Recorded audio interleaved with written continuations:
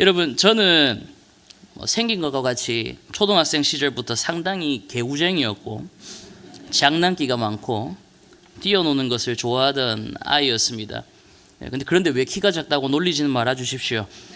초등학교 6년 동안 쉬는 시간마다 줄넘기를 했는데도 키가 안 커졌습니다. 나름 학교에서 줄넘기 신동이라고 이름이 불릴 정도로 진짜 학교 관물 안에 줄넘기 3개 4개씩 들어있었습니다.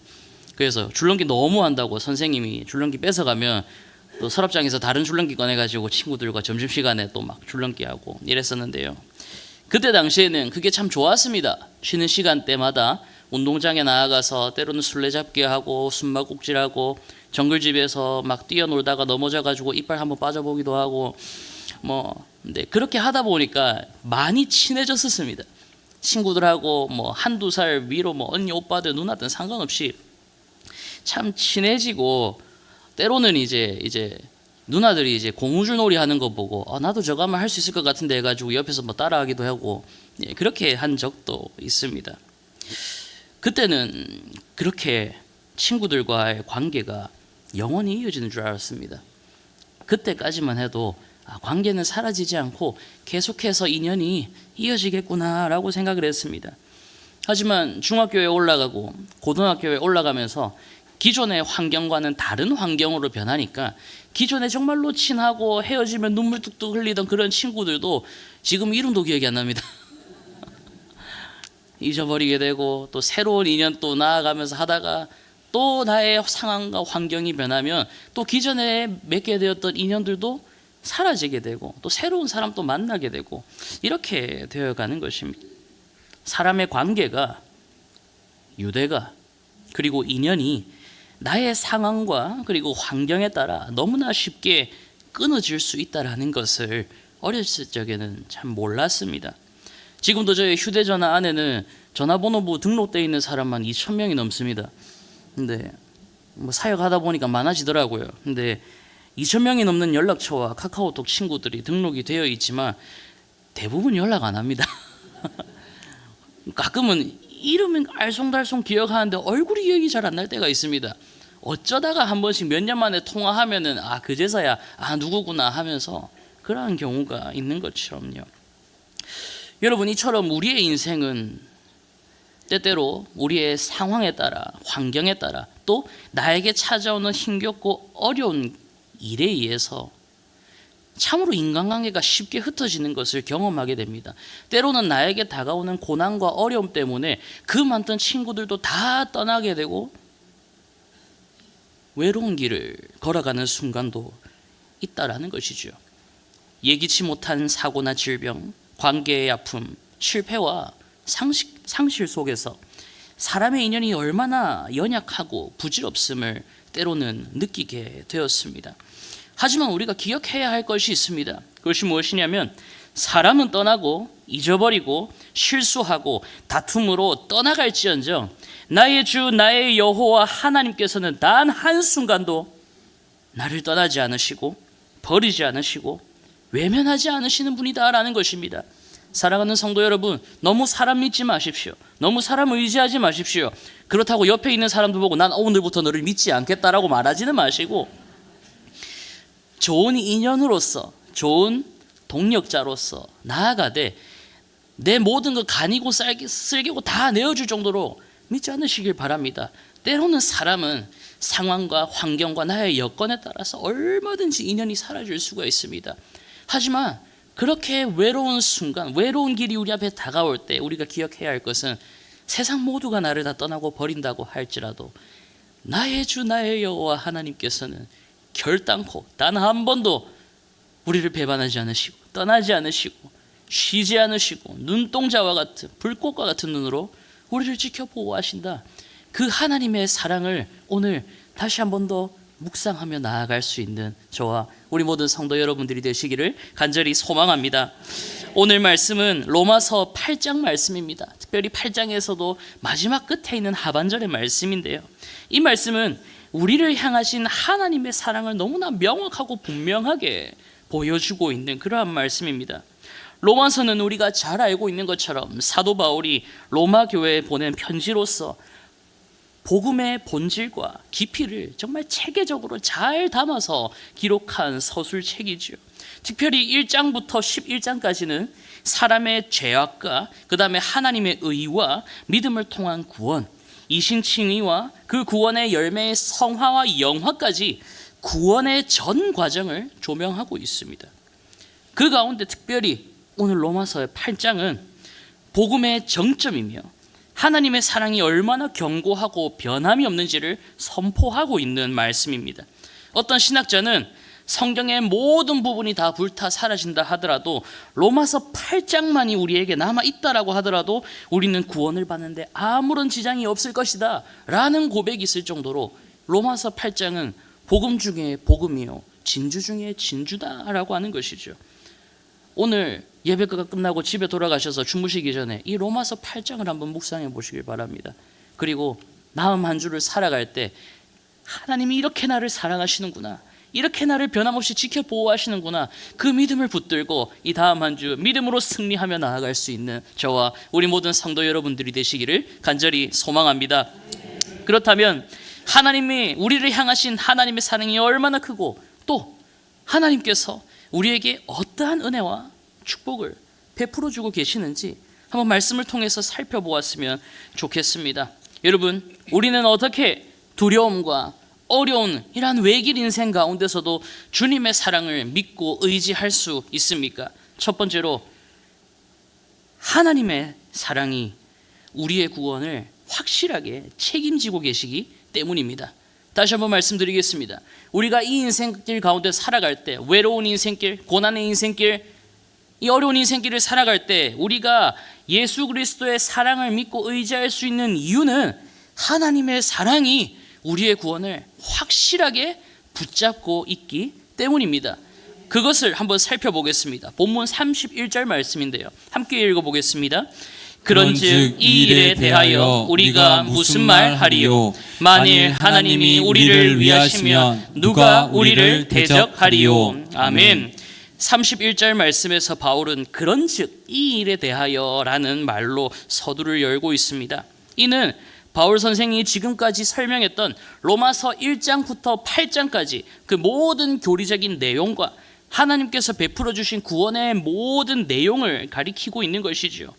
짧게 앞에 부분에 대해서 제가 설명하고 넘어가겠습니다. 로마서 1장부터 3장까지는 사람의 죄성에 대해서 언급을 하고 있습니다.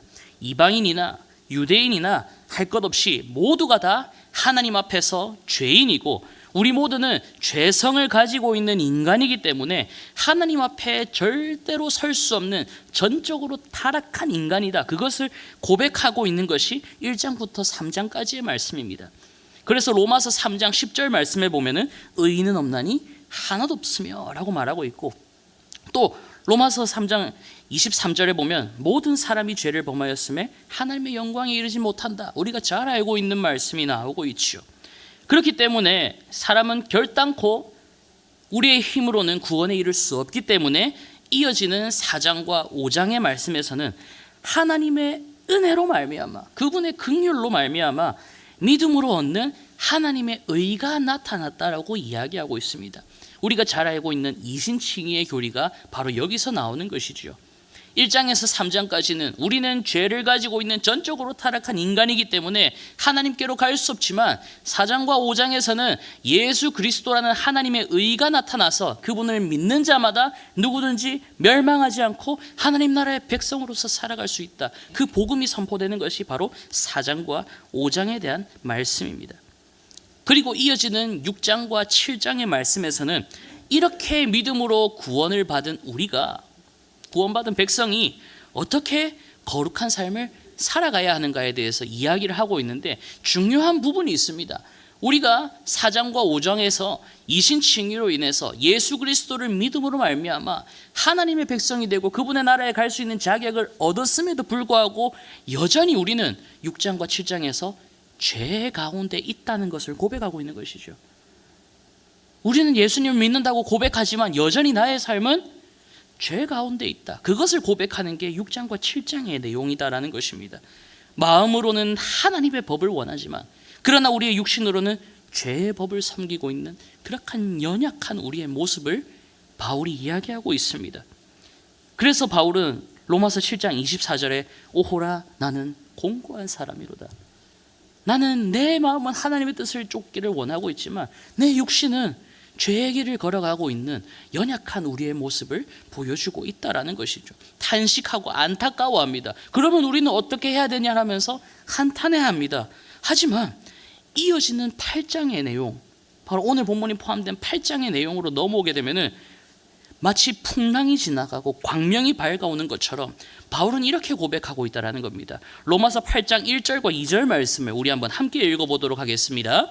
그러므로 이제 그리스도 예수 안에 있는 자에게는 결코 정죄함이 없나니 이는 그리스도 예수 안에 있는 생명의 성령의 법이 죄와 사망의 법에서 너를 해방하였음이라. 아멘.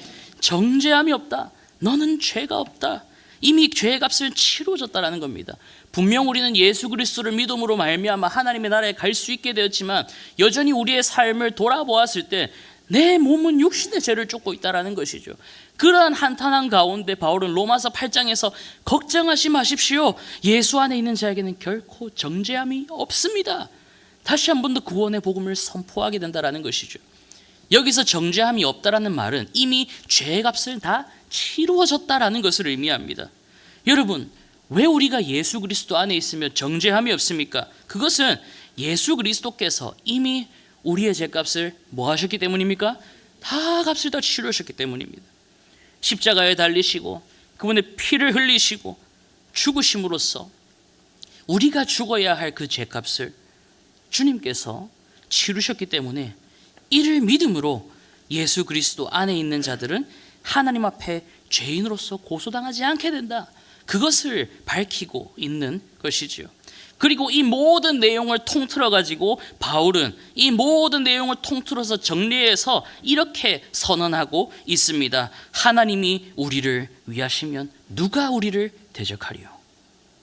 하나님이 우리를 원하시면 예수 그리스도께서 십자가의 죽으심으로 우리의 모든 죄를 값을 치르시고 죄사함 받게 하셨기 때문에 하나님이 우리를 위하신다고 한다면 누가 우리를 대적할 것이냐?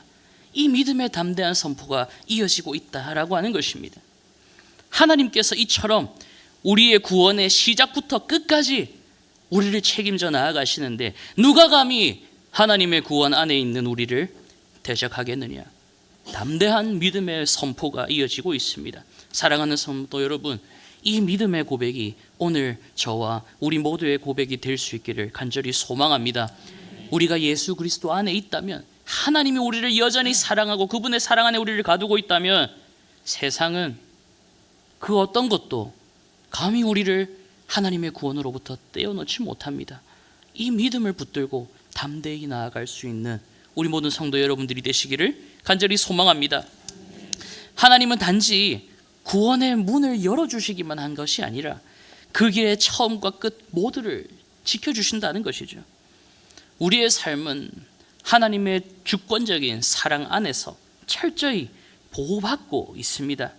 오늘날 우리 현대인들은 불안과 공포가 지배하는 시대를 살아가고 있습니다. 미래에 대한 불확실성, 경제적인 위기, 사회적인 혼란, 분열, 그로 인한 인간과의 단절, 다양한 문제와 어려움이 세상 가운데서 끊임없이 우리에게 불안을 넣어주고 있습니다.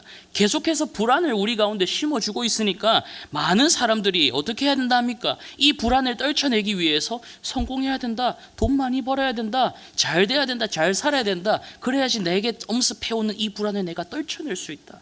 그래서 돈을 바라보고 성공을 바라보고 세상을 바라보게 된다는 것이죠. 그것이 바로 마귀의 계략이다라고 하는 것입니다.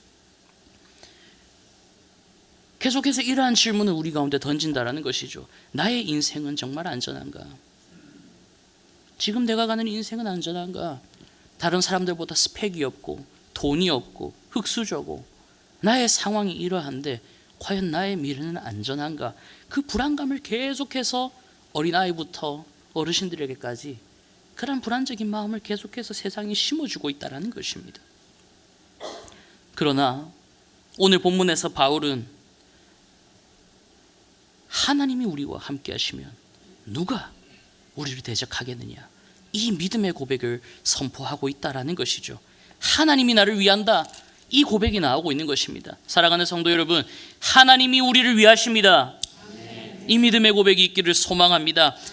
그렇다면 하나님께서는 어떻게 우리를 위하고 계신가? 대체 그 근거는 어디에 있는가?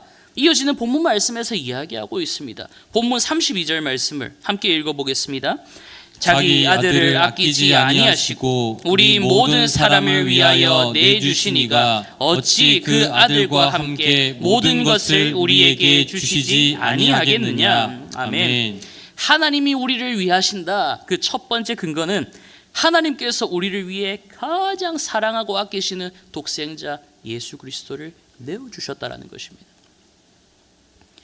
단지 감정적인 차원에서가 아니라 실제적인 희생을 이룸으로써, 그분의 생명을 내어주심으로써 우리에 대한 주님의 사랑을 확증하셨습니다.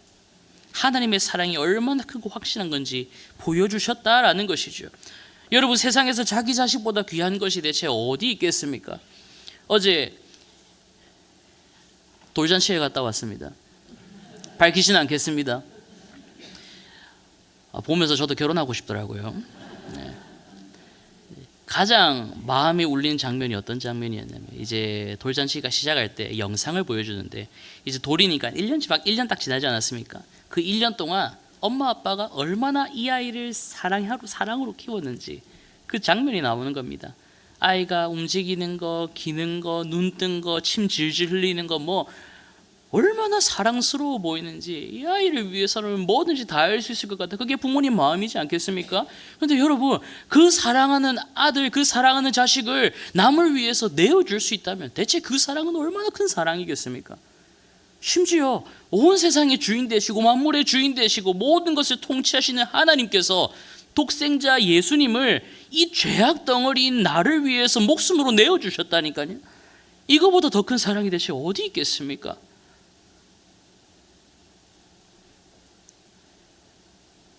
조건 없는 사랑입니다. 조건 없는 사랑이죠. 그래서 로마서 5장 8절은 이렇게 고백하고 있습니다. 함께 읽어보겠습니다. 우리가 아직 죄인 되었을 때에 그리스도께서 우리를 위하여 죽으심으로 하나님께서 우리에 대한 자기의 사랑을 확증하셨느니라. 아멘. 그 사랑하는 독생자를 내어주실 정도로 우리를 사랑하셔서 우리를 구하시기 위해서 아들 예수 그리스도를 내어줌으로 말미암아 우리를 향한 하나님의 사랑이 어떠한 것인지를 분명하게 보여주었다라고 하는 것입니다. 여러분, 사랑하는 독생자까지 내어주셨는데 다른 건 못하시겠습니까? 사랑하는 독생자 예수 그리스도를 내어주신 하나님이시라면 우리를 건지시기 위해서, 우리를 죄악 가운데서 구원하고 우리를 연약한 가운데서 구원하시기 위해서 그 어떤 것도 마다하지 않으실 분이라는 것입니다. 그렇기 때문에 우리는 우리의 상황이 어떠하든지 하나님의 이름을 부를 수 있어야 됩니다. 주 예수 그리스도의 이름을 부를 수 있어야 됩니다. 세상에 많은 사람들이, 요즘 세상이 참 편해졌습니다. 무슨 문제가 생기고 일이 생기면 전부 다 인터넷에 검색을 합니다. 아니면 휴대폰에 물어보거나 검색을 합니다. 기도 안 합니다. 기도를 안 해요. 하지만 우리가 기억해야 될 것은 내가 가진 그 어떤 문제보다 더 크시고 그 어떤 것도 해결할 수 있고 나의 모든 힘과 능력과 지혜가 되시는 하나님이 계시다. 그것을 믿음으로 기억하며 붙들며 나아갈 수 있는 저와 우리 모든 성도 여러분들이 되시기를 간절히 소망합니다. 그리고 이어서 하나님께서 우리를 위하신다라는 그 두 번째 근거가 있습니다. 그것은 우리를 정죄할 자가 없다라는 겁니다. 우리를 죄 가운데 정죄할 자가 없다라고 하는 것입니다. 본문 33절과 34절 제가 읽어드리겠습니다. 누가 능히 하나님께서 택하신 자들을 고발하리요? 의롭다 하시는 이는 하나님이시니 누가 정죄하리요? 죽으실 뿐 아니라 다시 살아나신 예수 그리스도 예수시니 그는 하나님 우편에 계신 자요 우리를 위하여 간구하시는 자니라. 아멘. 정죄는 누가 하냐면 마귀가 합니다. 우리가 욥의 이야기를 알고 있죠. 어느 날 마귀가 하나님을 찾아왔을 때 하나님이 마귀에게 말합니다. 사탄에게 말합니다. 나의 성실한 종 욥을 네가 보았느냐? 그 자리에서 욥은 어떻게 합니까? 그 자리에서 사탄은 정죄할 대상에 욥을 올려놓습니다. 하나님, 저 사람 잘 살아서 그렇습니다. 부족함이 없어서 그렇습니다. 가지고 있는 거 다 치워지게 되면, 질병을 안게 되면, 자식들 떠나가게 되면, 가난하게 되면 분명 하나님은 원망할 겁니다. 우리를 고발하고 정죄하는 자는 사탄 마귀입니다. 혹여나 우리 마음 가운데 내가 왜 이렇게 못났을까? 내가 왜 이렇게 죄인일까? 너무나 나 자신을 스스로를 깎아내리면서 혹여나 옆에 사람을 정죄하고 있으면서 그러한 마음이 든다라고 하면 그 마음, 정죄하는 마음을 집어넣는 자가 바로 마귀다라는 것입니다. 사랑하는 성도 여러분, 우리는 결코 정죄함이 없습니다. 왜 그런지 아십니까? 이미 예수님께서 다 치르셨기 때문입니다. 우리가 태어나기 전부터, 우리가 모태이기 전부터, 태초부터 다 예정하셨고, 주님께서 십자가 달리신 그날 앞으로 우리가 지을 모든 죄악과 그 업과 그 악덕을 이미 다 치르셨다라는 것입니다. 그렇기 때문에 우리는 정죄함이 없습니다. 물론 그것이 우리의 뭐라고 합니까? 면죄권이 되는 것은 아닙니다. 예수님께서 나의 죄를 다 갚으셨으니까 내 마음대로 내 생각대로 살아야지 니나노 하면서 살면 안 된다는 것이죠. 그건 그리스도인의 길이 아닙니다.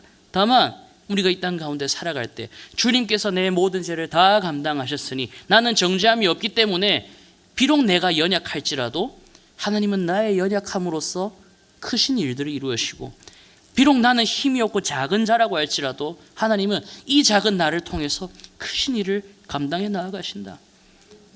그 믿음으로써 우리가 나아갈 수 있게 된다라고 하는 것입니다.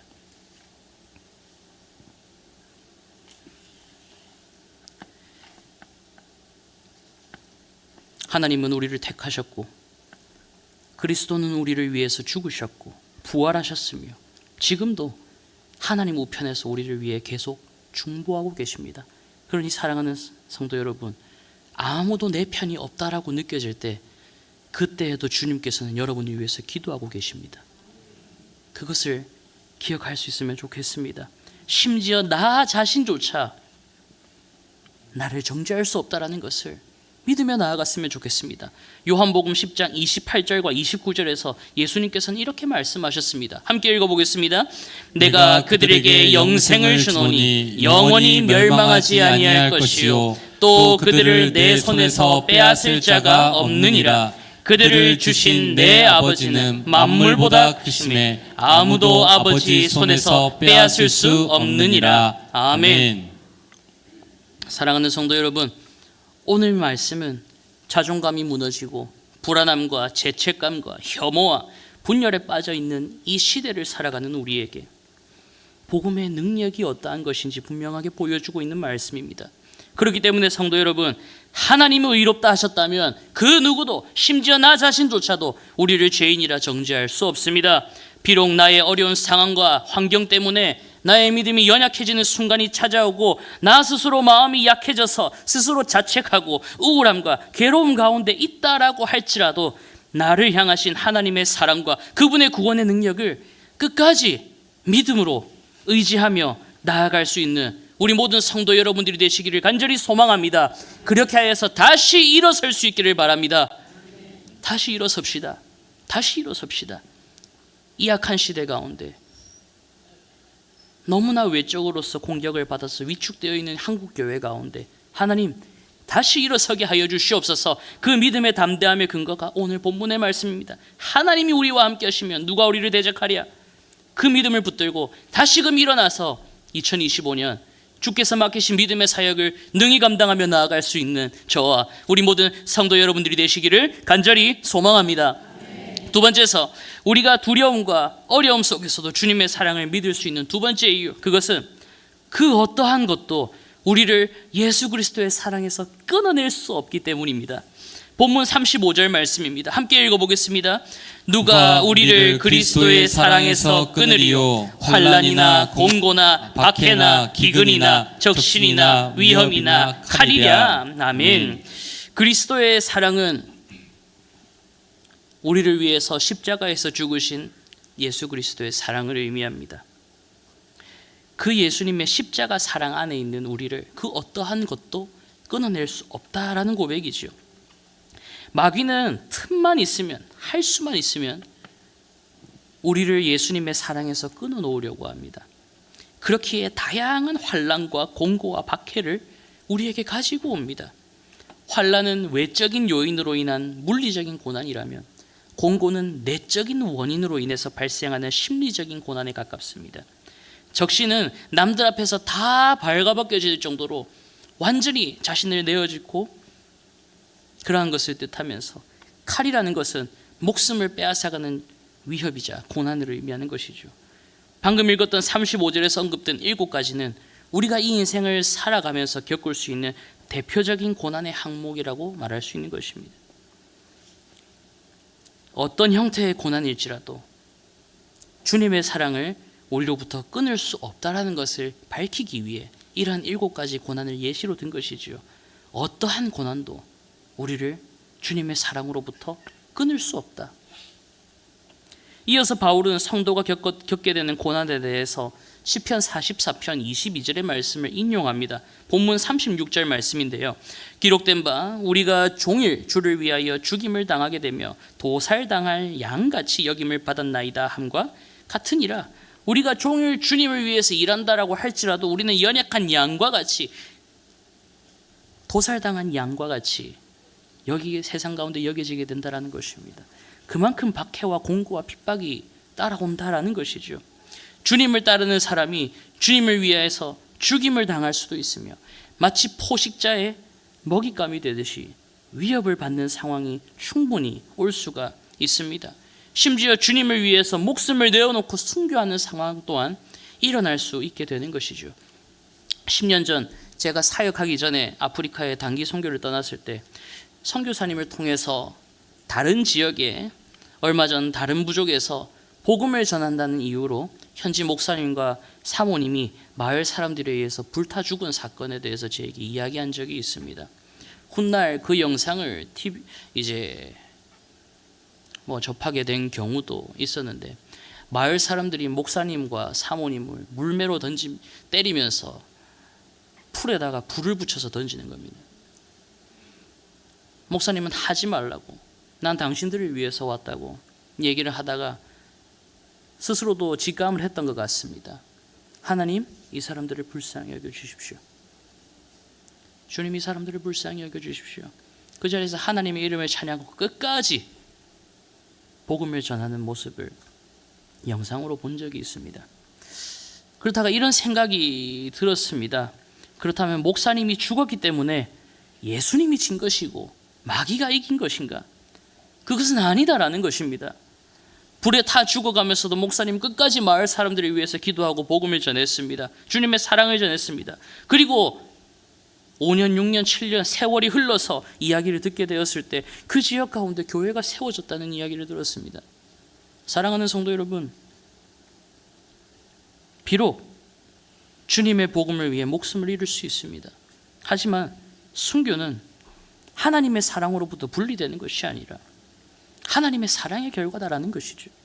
우리가 도살당할 양처럼 세상 가운데 위협을 받는다라고 할지라도 하나님의 자녀는 결코 하나님의 사랑으로부터 분리될 수 없다라는 것을 믿으시기를 바랍니다. 이어서 그 이유를 37절에서 이야기하고 있습니다. 본문 37절을 함께 읽어보겠습니다. 그러나 이 모든 일에 우리를 사랑하시는 이로 말미암아 우리가 넉넉히 이기느니라. 아멘. 중요한 단어는 넉넉히라는 말입니다. 단지 살아남는 수준이 아니라 승리한다는 것입니다. 요한일서 4장 4절도 똑같은 메시지를 전하고 있습니다. 너희 안에 계신 이가 세상에 있는 자보다 크심이라. 고난이 클수록 하나님의 사랑은 우리 삶 가운데 더 분명하게 드러나게 될 것입니다. 그리고 우리가 믿음으로 나아갈 때 넉넉히 이기는 것은 우리 안에 어떠한 대단한 능력이 있어서가 아니라 우리를 사랑하시는 하나님께서 여전히 우리와 함께 하시기 때문에 어떠한 고난과 어려움이 다가온다라고 할지라도 우리가 믿음으로 나아갈 때 우리는 넉넉히 이기며 나아갈 수 있다. 그것을 믿으며 나아갈 수 있는 저와 우리 모든 성도 여러분들이 되시기를 소망합니다. 사랑하는 성도 여러분, 바울은 이에 대한 확신으로 마지막에 이렇게 강하게 선포하고 있는 것이죠. 마지막 38절에서 39절 말씀 함께 읽어보겠습니다.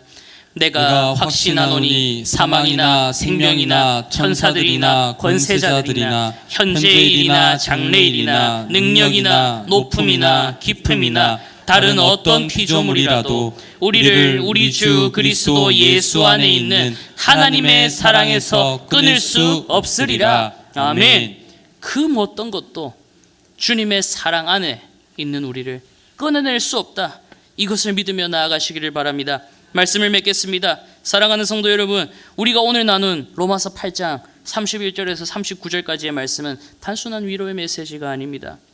이것은 우리 신자가 삶 가운데 흔들리는 세상 속에서도 붙들 수 있는 복음의 닫힘이요, 그리고 하나님의 확정된 선언입니다. 바울은 철저히 신학적인 논리와 깊은 체험에 근거해서 하나님의 사랑은 결코 실패하거나 포기하지 않는 사랑임을 선포하고 있는 것입니다. 이 사랑은 우리가 고난의 순간에 있다 할지라도 우리를 끝까지 붙들며 낙심의 자리에 앉아 있다라고 할지라도 우리를 일으켜 세우는 말씀입니다. 그러므로 사랑하는 성도 여러분, 어떠한 상황에서도 두려워하지 않기를 바랍니다. 우리의 확신은 우리 자신에게 있는 것이 아니라 우리를 끝까지 사랑하시는 하나님께 있습니다. 지금까지 우리를 사랑으로 인도하시고 지켜보호해 주신 이 주님의 구원의 말씀을 굳게 붙들고 오늘도 내일도 앞으로도 우리 모든 삶 가운데서 주 예수 그리스도의 사랑 안에 거하며 담대히 살아갈 수 있는 저와 우리 모든 성도 여러분들이 되시기를 간절히 소망합니다. 아멘.